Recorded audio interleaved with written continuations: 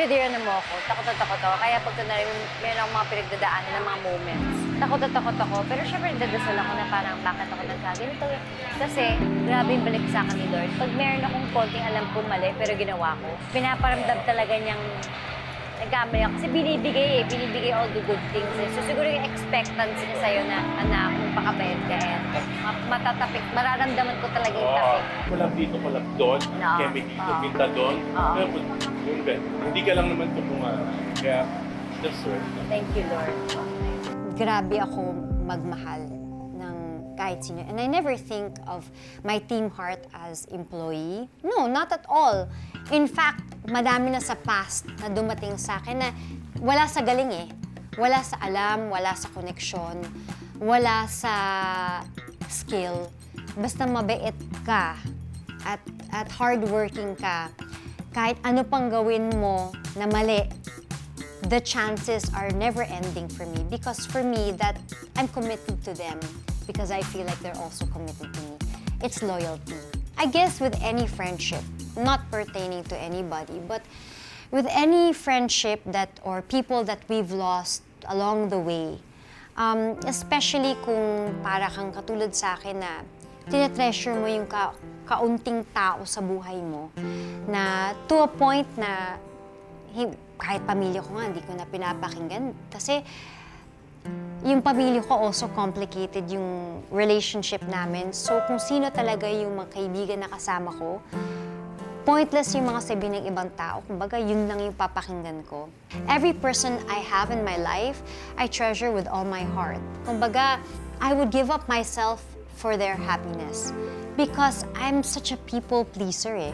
Actually, hindi pa rin ako makapaniwala hanggang ngayon sa mga pinagdaanan ko. Let's just say, kala ko masaya kami. Kasi kahit yung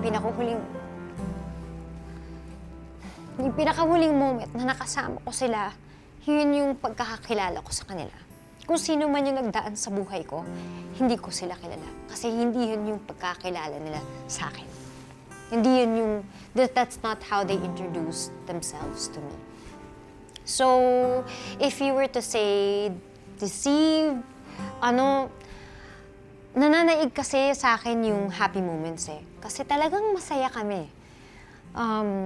So, hanggang ngayon, hindi ako, wala sa akin. Kumbaga, ang dating sa akin ng mga ibang taong na dumaan sa buhay ko, para silang mga trolls, mga anonymous trolls sa Instagram. Kasi hindi yun yung pagkakakilala ko sa kanila eh. Pag mahal mo, mahal ko eh. Mahal ko silang lahat. So, masakit. Pero kailangan mo mag-move on at kailangan mo tanggapin na hindi siguro sila talaga yun. At maybe hindi lang nila napakilala kung sino talaga sila.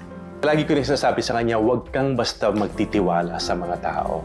Hindi lahat ng nakangiti sa harapan mo ay mabait sa'yo, nakangiti pagtalikod mo. Sometimes, yung mga taong sinasabihan mo ng sikreto mo, parang feeling nila nagkakaroon sila ng hawak na alas. Yung bagay na kinuwento mo sa kanila, parang pwede nilang gamitin yun sa'yo. Next week on Heart World, we'll address the big elephant in the room at iisa-isahin natin ang mga isyong ibinabato nila sa akin. Woman to woman, I never had a problem with Priya. In fact, I was one of those who cheered for her in the past. And I'd like to think that it was the same for her. Sa pamilya naman, di ba, meron kayong tampuhan at pero at the end of the day, hindi mawawala, mahal niyo ang isa't isa. Huwag mong kakalimutan yun na kaya ka binibless kasi mabait kang tao. Huwag mong kakalimutan yun. Don't ever reassess kung ano kang... I really felt like maybe to a point na minsan hanggang ngayon, hindi ko pa rin ma-forgive yung sarili ko kasi at the end of the day, kahit sila yung mga kasama ko noon, ako pa rin ang gumawa.